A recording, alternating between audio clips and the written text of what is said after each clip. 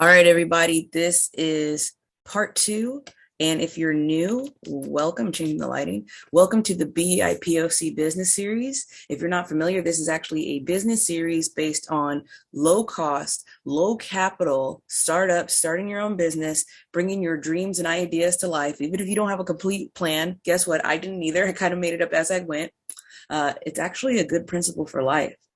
Anyways, BIPOC stands for Black, Indigenous, People of Color. So this is actually going to be geared towards those communities, being that things are not necessarily systematically or systemically, however you pronounce it, the same for all of us. I mean, when I see all of us, I mean every person on this planet.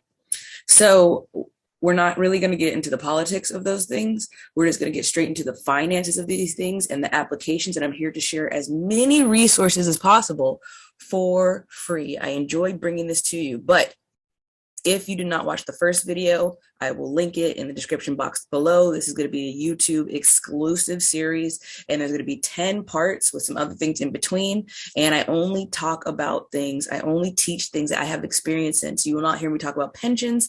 You will not hear me talk about Forex. You will not hear me talk about real estate. You will not hear me talk about just anything that I don't have my hands in, because I believe that wisdom, hands-on experience, sharing resources, and making things accessible and application make for a great education. Other than that, I'm just talking out of the side of my neck and just doing exactly what I don't want to see happen to other people, which is just selling you another course, another ebook, another coaching session where they're not things that I practice in my own life. So let's get started. This is, do you like my background? I made it myself.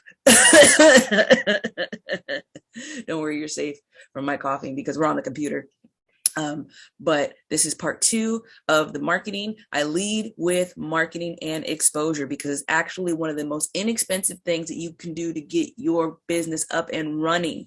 When I talk about that, I'm going to talk about other methods, including OPM, including OPS, and also including OPV, and I will tell you what those three things are, but we're going to get right into the slide series. We should have about 3 or 4 slides covering the series for this video only.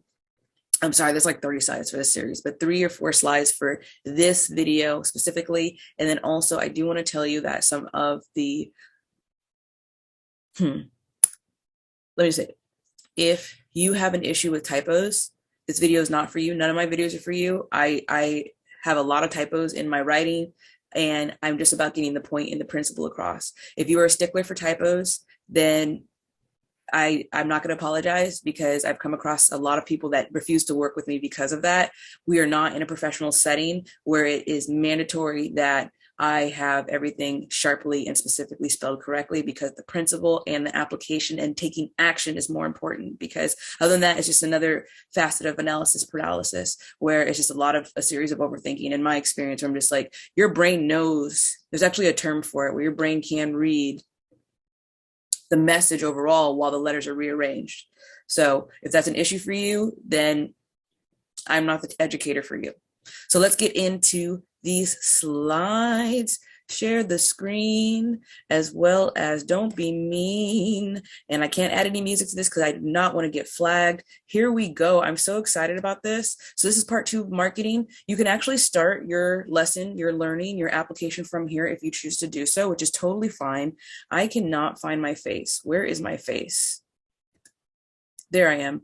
I may not be able to do this full screen. Last time I did use Adobe. This time I am using just pictures, photos. So you're going to see some things in the background. But like I said, it's about the message being loud and clear, not so much visually what we see. But I do want to give y'all something to screenshot. Look at my head's floating around. All right. So down here would probably be best for my head to go. So we are getting into the part 2 of marketing. This is going to be a lot of marketing, but I'm doing things in order for how much they cost. Okay. So my first video was called How You Could Start a Business for $15. And if you accomplished anything off that video, let alone watching it, congratulations. You are in the right place to get your business started. You do not need to have a brick and mortar. You're going to hear me use that term a lot. Brick and mortar means an actual storefront. Actually, eBay, due to eBay, that helped to dismantle that all the way back in like 2001. They started dismantling, making more of a digital space where people can open their shops. They're not as popular as they used to be unless you like sell super popular things like trendy, like shoes or Pokemon cards. But having a digital space and being a hosting website for people's digital stores started to eliminate the need and demand for brick and mortars. Landlords are desperate. They need us more than we need them. Let them know that too. So let's get right into it. So marketing part 2. And last time, just to go back on what we did before, we did cover what to post, what not to post, and also with visibility mattering, and also leading with value, not just posting for the sake of posting, and also not being messy. Don't be messy on Beyonce's internet. So jumping right back into it, we want to be consistent. We want to be clear, and we want to be concise, whether it's a call to action. A call to action is when you ask your followers to do something like share, subscribe, or ask them to actually buy something, or ask them to show up somewhere. Just say it. And whoever shows up or whoever does it, just let it be. That's totally, absolutely fine. Let me make sure I'm not muted. I always feel like I do stuff like this. I'm pretty sure I unmuted myself.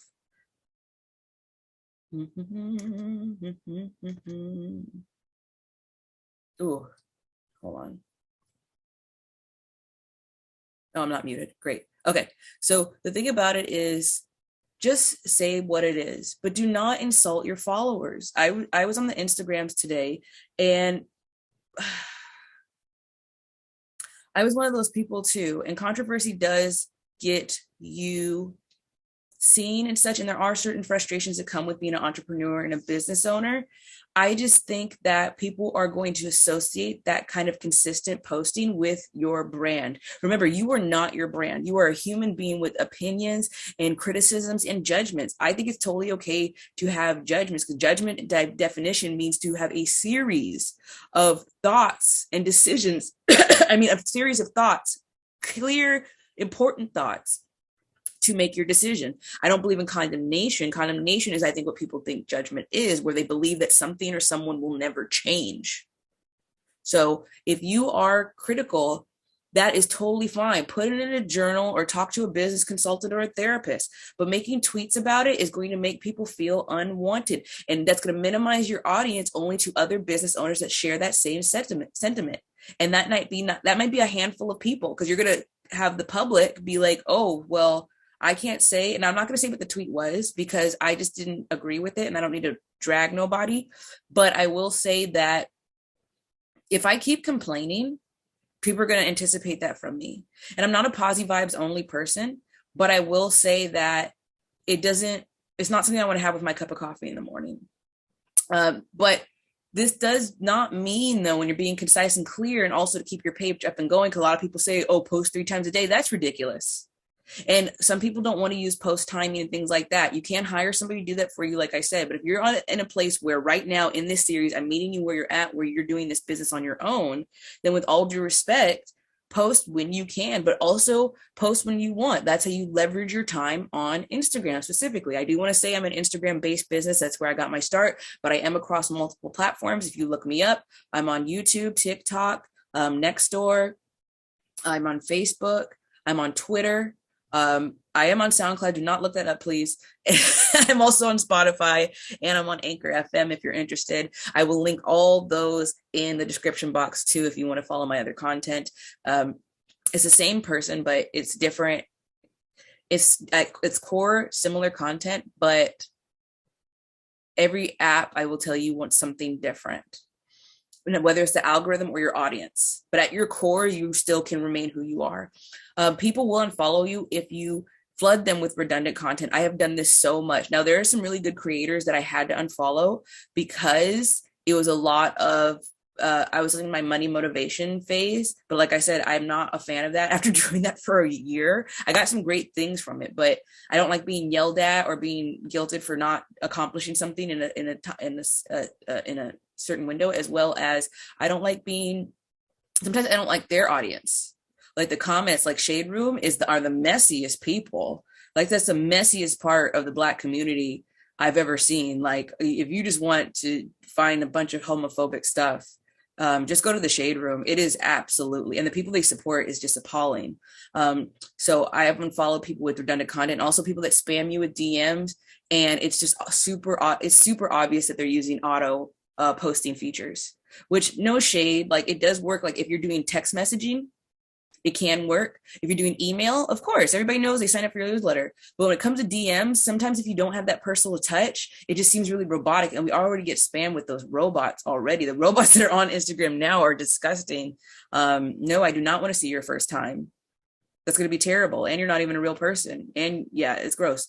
Another thing, know your insights. Learn how to access and read the insights of your platform. Post when you can during the time when you receive most traffic. Now, I will say that timing posts does sort of work. There's not an optimal time for everybody. What you want to do is that you want to learn how to access your insights through the type of page you have. Now I'm telling everybody right now, if you have a business type page on Instagram, switch it to creator page. You will lose all access to music.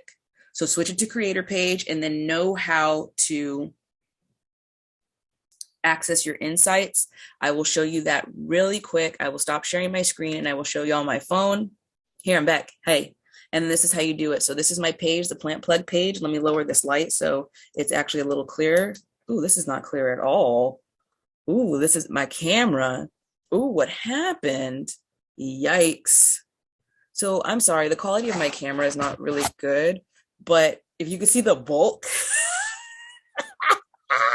if you can see the bulk of what, like just at least make out the puzzle, like the bulk of it, you can see there's actually focus. Can you focus? Sorry, there's an insights button right here that comes up when you have a creator page. So insight overview, y'all can see all my business. Hey, Homer.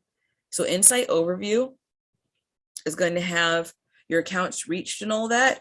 And then if you hit account reach at the top, it'll show your followers and non-followers, which is a really cool new feature that Instagram has given you. So don't think that just because people aren't interacting with you that you're not being seen. It turns out my own followers, I have 3,000 followers on my plant plug page. Half of it, of almost 1,500 people of my own followers are seeing my content, but 5,000 non-followers are seeing my stuff too. Yes, they may be scrolling by, but that doesn't mean you're not planting the seed. So at the very, very, very bottom, you'll get to see other things like top live videos and top reels and top stories. Try not to get lost in these numbers so much because it could be really frustrating. But at least you get to know your demographic and also you get to know if you're being seen. And this is how you find out the timing. When you go to insights, you're going to tap on your audience and you'll get this graph, okay? Sorry, it's not so clear, but we're working with what we have. So they'll talk about the growth of your page. It'll tell you what cities are the most popular for you. So number one for me is Los Angeles. Ooh, I got Compton. Then the age range. This is another thing that I want to emphasize. If you are just learning demographics, I highly suggest going with who is already following you and giving your audience already what they want. Do you want new customers or returning customers? If the answer is you want more new customers, then you have to change your strategy. If your answer is you want to be more consistent with returning customers, then your strategy will be as follows. You take the age and the gender and the location and base your content around that. So for me, it will be women, because I have 77% women. What's up?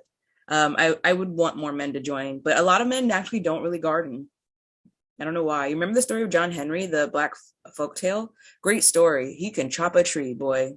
Paul Bunyan Hugh. So I have women, and it's 25 to 34, and they live in Los Angeles. So there, I have my demographic on Instagram. I'm not going to fight to make more men follow me. We can talk about the male gaze if you want. I don't really want to, but I'm not fighting for that. And if they pull up, sure, I'm not anti-men. It's just that I want to go with the audience I have. Now, if I had like 75% men, then I would be like, okay, what do the men, especially if I had like teenagers, if I had teenagers 13 to 17 and they were male, I'd be like, what do they want, you know? So at the very bottom is where you could find the times. you find the time. So I already know this, but I don't really follow it. I'll just like risk it all and post at midnight just because I finally finished a video I've been working on all day. But my most popular times are between 9 a.m. and 9 p.m. And you can break it down on Fridays, Saturdays, Sundays, and weekends. So get to know that, especially if you want to start doing post timing, okay? So I hope that helped. Remember, change your page to a creator page and then hit the insight button. I wish this was clear, but we'll see what we can do with that later. But you get the gist. Hit the insight button. And once again, you can pause the video and go back to it and then tap your audience total followers. So that means Instagram just did all the work for you. That's data. When I say data, reach, and engagement, this is data. So you can see your reach, and interaction is engagement. Broke it down. We're done. You don't even need to go to college or show up to work anymore. We just figured it all out. So we're going to go back to the slide and share screen because it's waiting for me. And we're back. So another thing when it comes to making your content is that you want to listen to your followers. We just did that. Start a conversation with them in the comments, because sometimes they can have general questions that will answer the questions for other people, as well as people get to see how they interact with you. I unfollowed and blocked this woman. I ignored the red flags at first, but she would argue with her followers on live when they asked her questions about her life, like, what do you do? Where do you work? And then she came for me in my DMs eventually. And I was just like, how do people, unless you're like Nicki Minaj, how do people manage pages? Because, well, people have to be attracted to the drama to still follow them. It's just given. But other than that, my goodness, good gravy. That's too much. As far as just being drama. So have a conversation with them, establish a rapport. That's how I ended up getting the network and the clientele that I have now. And I'm very grateful for y'all. Another thing is notice a common inquiry among them and present a solution around it. IG has polls, quizzes, and buttons to survey your followers in a fun way. Use IG buttons. I'm not going to make this video any longer than I have to by doing buttons, but if you ever want to work one-on-one with me, I will totally show you how to utilize everything, every single button that Instagram has. I've played around with all of it. Create posts, create engaging reels, and create engaging content. I'm only $20 to $25 an hour, and then we can also make a promotion plan for you. So let me know. Let me know. Let's see. So I will be right back, and then let's see, stop share. And then we're gonna pause.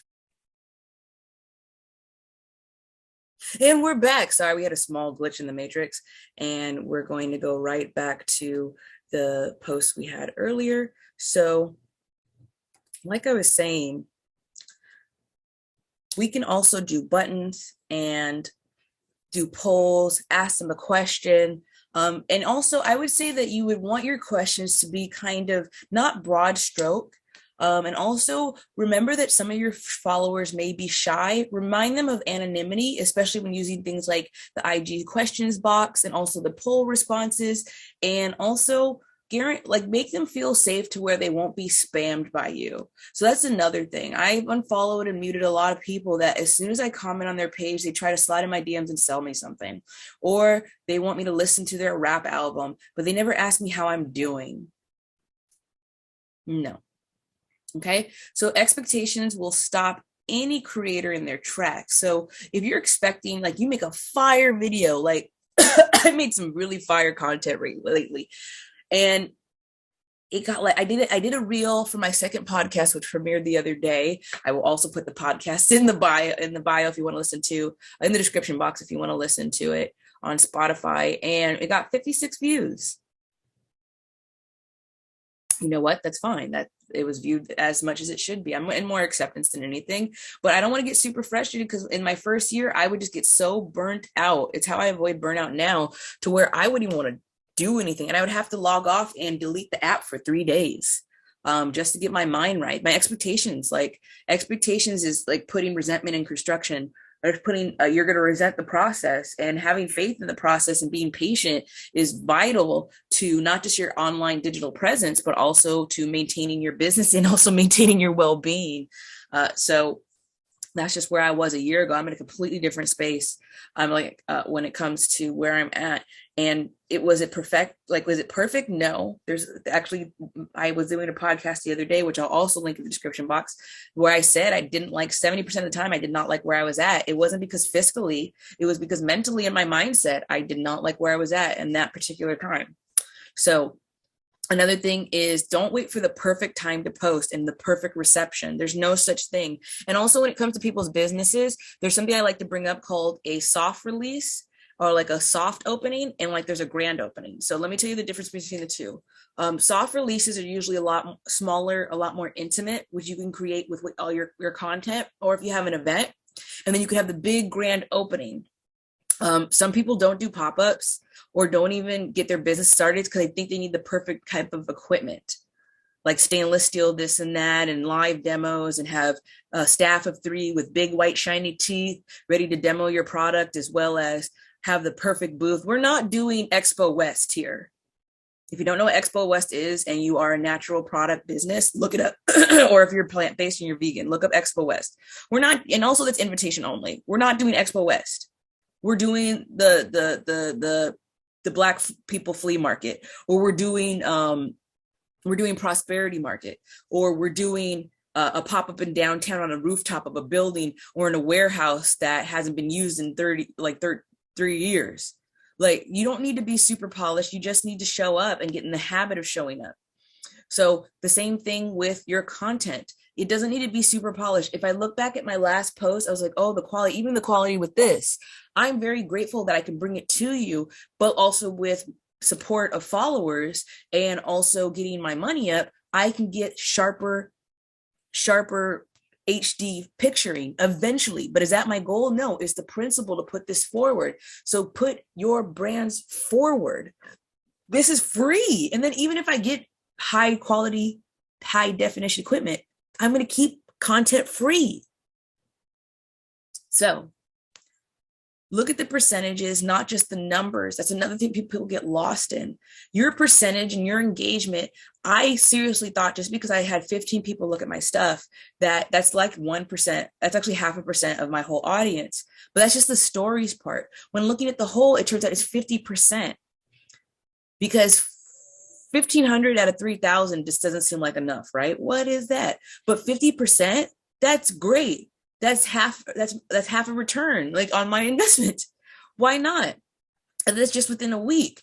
And it totals out. Non-followers make that a full 1,600, which is triple, which is 300% on my return. See the difference between percents and fractions and numbers? Don't get lost in that. Break up longer subjects into smaller bites. So let me give you an example. If you make natural products, if you are an herbalist and you do plant medicine, rather than just be like, here's my product. I was told this by an English teacher because I really wanted to write. Actually, I do have a book that I wrote 3 years ago. I'm going to put the link in the description box, but I wanted to write really, really bad because I had a lot to say, as you can see. So she said, pretend your audience is dumb.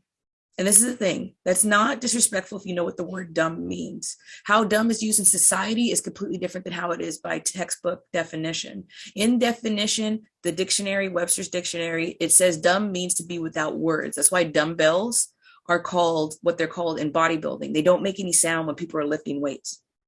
So the same thing is, if you run out of content or run out of something to say, just pretend as if your audience does not know how to talk and you're making the words for them. You see what we just did there? It's not as insulting. It's not insulting at all, actually. If I don't know something, it's really helpful for me to tell people, hey, I don't know what this is or what this means. Can you tell me? If you listen to my podcast, you'll hear me ask my guest, what does that mean? Because I don't know. So break it into smaller bites. So back to my example is, if you are selling a product, break it down what it is. So if you're using something to wear for relaxation, there are herbs for relaxation. There's kava kava. Do not use kava kava, but there's kava kava, lemon balm, lavender. Okay, we have this product now. Actually, there used to be a drink called Marley Mellow Tea. Had all of those things in it, and it had L-theanine. It had decaffeinated green tea. Okay, what does green tea do for me? You just have a whole post on that now. You can have a green tea focus, green tea month if you want. You know what I'm saying? Or And then people will see you as a resource for information. You can break down the lemon balm. You can break down what the lavender does. And guess what? Now, since they know that, because we focused on a week of talking about those 3 ingredients, now when we go to your, guess what? I have a product that has all 3 things in them now. Wow, let me have it. Rather than having to pay $30 for each product at $10, I can actually get the product from you for each product at $10. Does that make sense? So break down your content into smaller bites. And remember, this also helps me with the mental well-being. We are guests on these platforms. These are tools to utilize for free. If you can't tighten the screw all the way, do you get mad at the screwdriver? You shouldn't, because it's not the screwdriver's fault. Unless it's cheap. Don't get cheap tools. Anyways, so you just find another tool. So remember, we are guests on these platforms. A lot of people got mad when YouTube did that family cleanup and demonetized a lot of people because of their content. YouTube can do whatever they want. YouTube made YouTube. It's their house. You are a guest. Just Twitter. They banned Nicki Minaj. Good. You are a guest. Twitter banned Donald Trump. Good. You are a guest on these platforms. These are not public venues. We can just share what we have going on with the public. So if Instagram is being all gritty and suppressing our stuff, well, that's just what it is. TikTok is doing the same thing to Black creators. We're guests. And if you don't want to use this anymore, there's actually a new app made by Black creators. It's called Fanbase. You can actually monetize yourself there a lot faster. I'll put the link of that in the description box as well. And that way you can get your stuff on and popping directly with your audience. But don't give up on these other platforms, because I still feel like it's a very important presence to have. TikTok just hit a billion daily users. So Instagram had a billion daily users, and so did Facebook. So why would we want to 100% walk away from that? That's just my theory. So be kind and do not copy. When I say copy, I mean like word for word and frame for frame other people's content. There is no reason for that. There is enough out there to be, just not be a plagiarist. Okay. So next, build your following over time. So I made this back in 2020. Now I'm at 3,000, but I kind of slowed down around the 2K part. That's because I ended up having a lot of dead followers. A lot of people followed me on trend, but also as you trudge up that hill, it's going to get harder and harder and harder to grow your following unless you get like an initial thing that blows up your page. That's also why if you stay stagnant at a certain number, don't get lost in the numbers. Concentrate on the people that are already there. So how the plant plug went from 99 followers to 2K followers in just 8 months. Can we go full screen? No, if I go full screen, my face is going to disappear. So you can screenshot this if you want. Number one, I focused on my business, not my following and not the brand. Somebody told me you are your brand. Stop giving out free game. After I stopped being friends with that person, because they don't do anything that I do, and I can't stand when people on the sidelines have so much to say about what you have going on, like so much, not one thing, but like all the things to say. I am where I'm at today because I gave freely and I didn't gatekeep for the coin. I can use the coin just as much as anybody else, but I would be in a room by myself most of my life if I did that. I focused on my business. So I created systems. I created systems. I created a business model, and I created a business plan as far as just getting the best product I could at the time. But there's always room for improvement, right? I'm not over and done with. Number two, responded to all comments, no matter what. I even respond to robots. It's so funny because if you use Black business in your Black-owned business in your hashtags, you're gonna get hit with a lot of bots. Also, if you use plant medicine, you will get hit with a lot of bots. If you use fundraiser, you will get hit with a lot of bots and also scammers. So I respond to all comments, even if it's redundant. Somebody's like, how do you grow a tomato? I'll be like, oh, here. But luckily, I did the comments and then I made a video for it, because your followers will tell you what kind of videos they want through the comment section, even if it's irrational. One thing that I don't do is when people ask me financial related questions and then want to know 100% how I do something.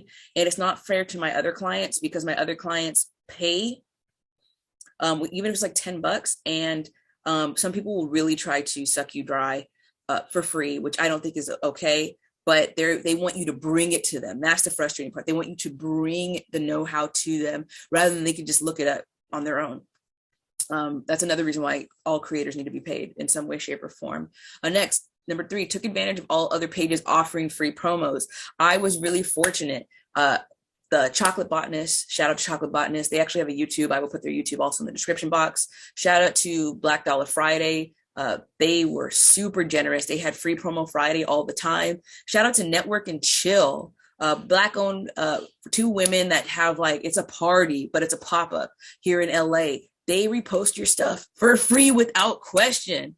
They've been doing that for me for 2 years now. I've supported them by paying for a booth, and they supported me, and they've been doing that ever since. Another thing is I would have logos and everything ready. If anybody's offering free promo, do not ask them to make a post for you. You send them the content, they're already doing enough. That is so rude in my experience. Do not ever do that.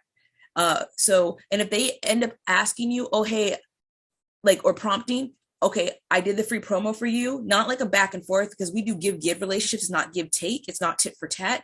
They're okay, if you want the premium package, then we offer this for free, then more power to them. But you would be oh, I should always get something for free from you. Always, you're a small page.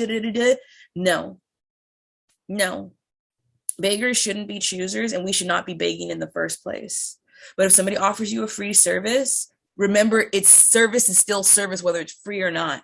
Another thing is, I made things extremely accessible when it came to payments. You could save your QR codes and also have that in a folder on your phone ready to go. I was using an iPhone 6 when I was doing all this. So if anybody doesn't feel like they're equipped, yes, you are.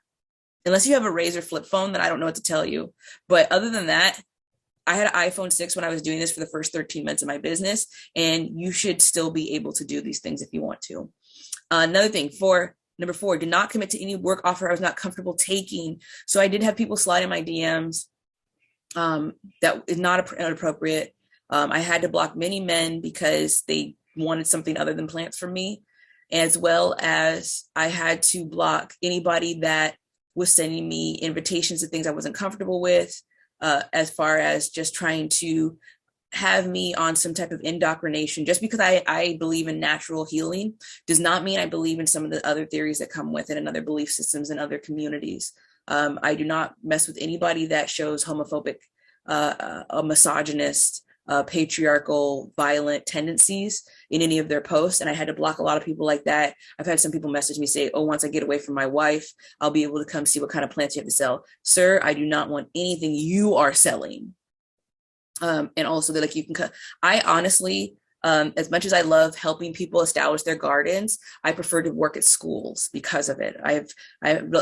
Luckily, I have not been in any uncomfortable situations, but if you're doing on-site type of selling or any type of on-site consultation, please be mindful. All money is not good money, and all people do not have your best interest at heart either. Another thing is I stayed in my lane and studied my product. So I knew that if somebody says to me, know your role, that is not insulting to me whatsoever. But I will say that I stayed in my lane knowing that I am in my second year of business. It does not mean that the validity of what I know isn't as important as somebody that's been 15 years in the business. But I will say that I studied the 4 plants that I started with, which was squash, kale, zucchini, and cucumbers. I knew the crap out of them my first 4 years. Oh, I said crap. And I did not business myself, comparing myself to somebody on year 1 to year 10 or 8. Another thing too is you should be able to, 1, ask people comfortably what their credentials may be. And if they don't have credentials and they just have time and experience in the game, then a red flag for me is hearing somebody get mad when I ask about what their credentials are. I just want to know your area of study is. And I think it's very intriguing, especially if somebody spent years in college and paid for tuition and all that stuff. But another time is I've asked people, especially in the fitness industry, what are your credentials? Or in finance, what are your credentials? And they get mad. And fitness and finance are lifelines. And if somebody gets mad when it comes to lifelines, head for the hills. That is a big red flag. But I don't compare, but I do care. And I want to ask because I love to know. I think it's very fascinating. But if somebody takes offense, that's just an insecurity of them that they may be trying to project onto you. Somebody's like, oh, how long have you been doing this? I tell them, oh, I started growing and killing plants in 2009. Oh, I've been doing this since 2019 professionally, and I'm in my second year. But also, I said on my recent podcast, I don't like the idea of being called an expert. Like, I'll talk about my expertise, I guess, per se, as a extension of what I know. But also, master gardener is another thing that or master classes is something else. That the idea of mastery just seems so final. And I just think this is an ongoing process. Another thing is I always posted credits. So whenever I reposted other people's memes or other people's videos, I like to tag them too. And it's sometimes cool because they would follow me or they'll retag me. One business that did that I really want to work with is BioBag, the biodegradable plastic bags. And 7, did many low cost to me giveaways. There's a punctuation missing in this one. Low cost to me giveaways, and asked clients to tag me in progress shots or reposted them myself with permission. So people often slide in my DMs, and I there's ways to run your business and also do promotion with no faces. Okay, if you don't want to be the face of your business, that's fine. But know that when the beginning of your strategy or when your new strategy is being formed, if you don't want to be a face of your business, that's totally fine. Just put that in your strategy. Put it in your business model. You don't want to be the face of your business. That's totally cool. You want your product and your brand to speak for itself. That's fine. Do you know the face of McDonald's? They don't have one. They have a series of fictional characters. Anyways, so low cost to me were things that really cost me nothing, like almost nothing to. I had a pumpkin giveaway my first year, and I actually had those pumpkins happen on accident. I composted a pumpkin and ended up with 30 pumpkin plants in my compost, which is one of the beautiful things about compost. And I gave them away. And then I created a consistent client base because of that. And they tagged me. Some people got pumpkins. I got one. And I was just so excited to see the progress. And I always ask them permission. Hey, will I repost this? So go ahead and screenshot this if you need to. We are on the last slide coming up. There's only 3 slides in this video, and we focused on marketing completely. And all my resources are going to be in the description box. Now, this is the last part of the video. Crap. So this is the last part of the video. I probably shouldn't have put that there, but oh, so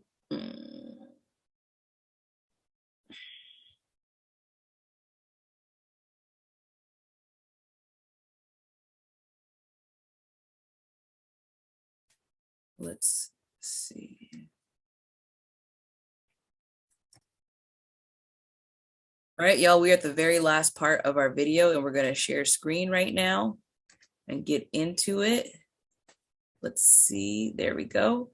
And this is the last part of the video. So this is what not to do. So I love to share what not to do when it comes to things that we need to take care of as far as getting our stuff forward.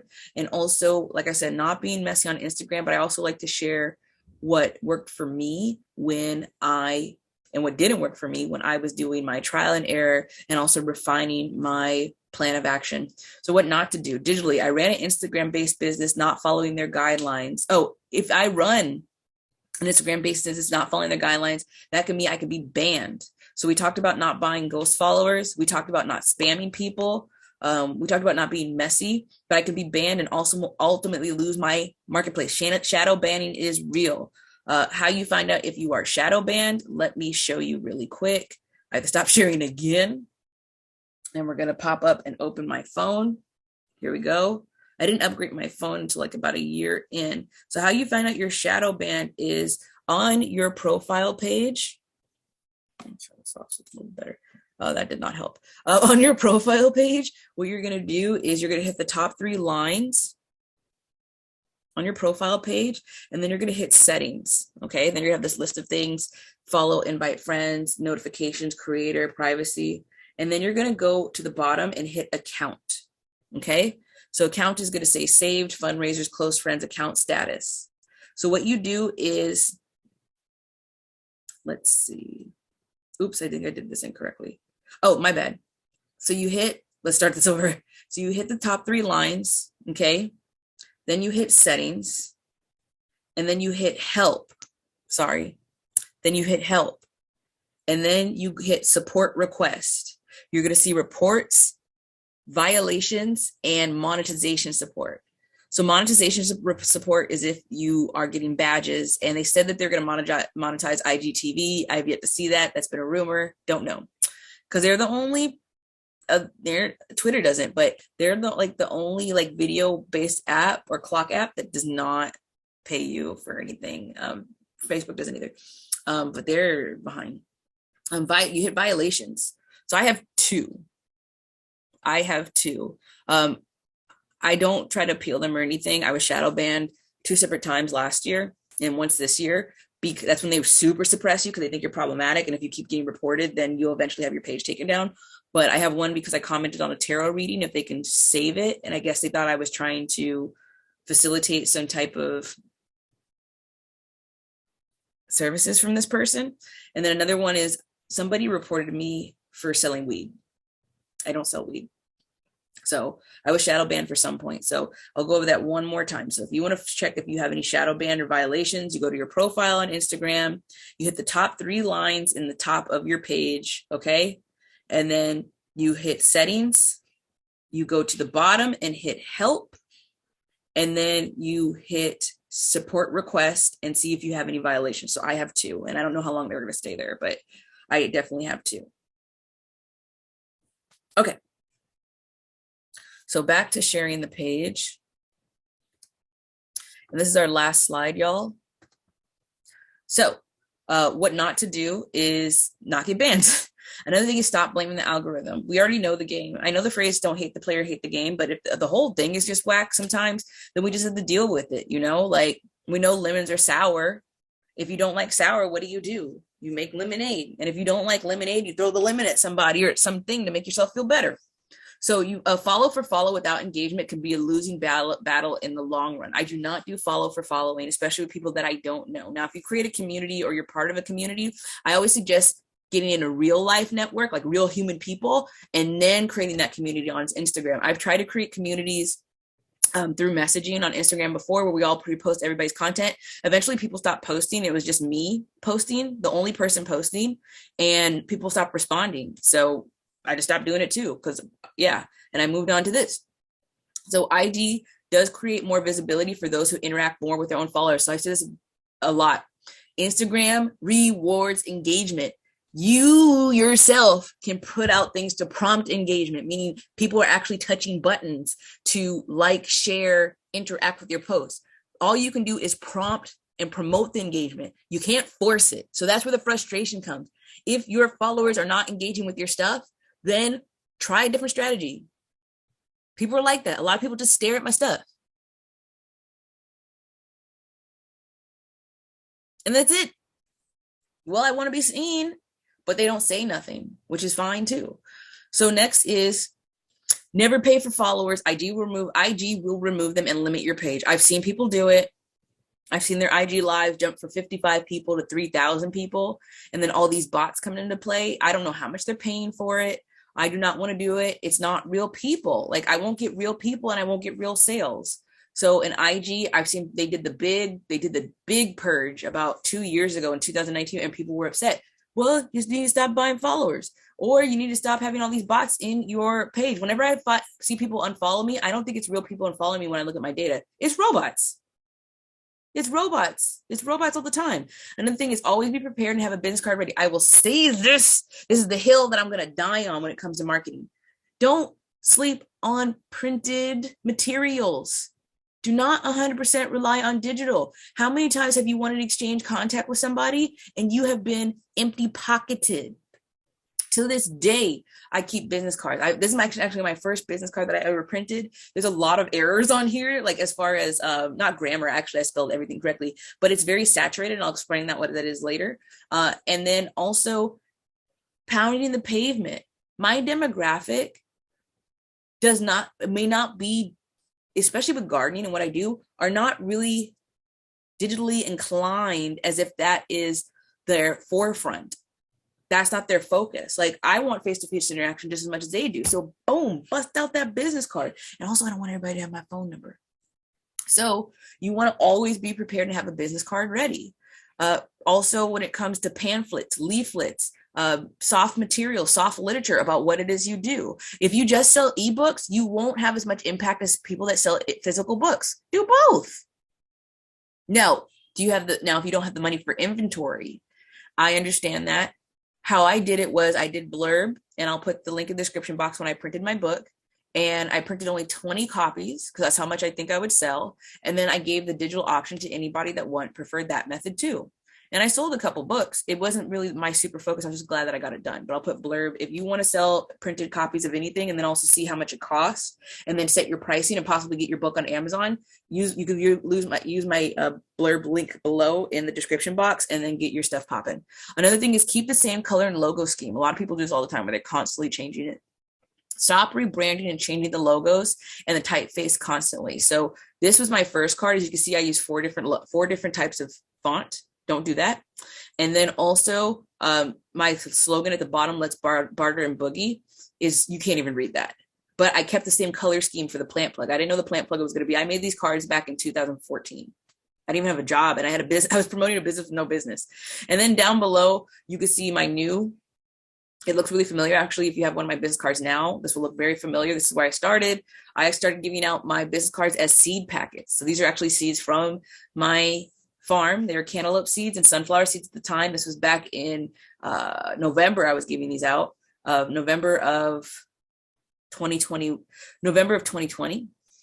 And I was telling people plant it next spring, and I'm just handing out seed packets. They were also my business cards. Now I just do regular business cards, but the seed packets will come back once the season starts approaching again. I'm really excited about this winter. So that is the end. Screenshot it if you need to. And also, I do not have my phone number on this card, but I do have it on this card. That is for a reason, because I was getting phone calls and people were taking like I said, just like I had the issue before with harassment.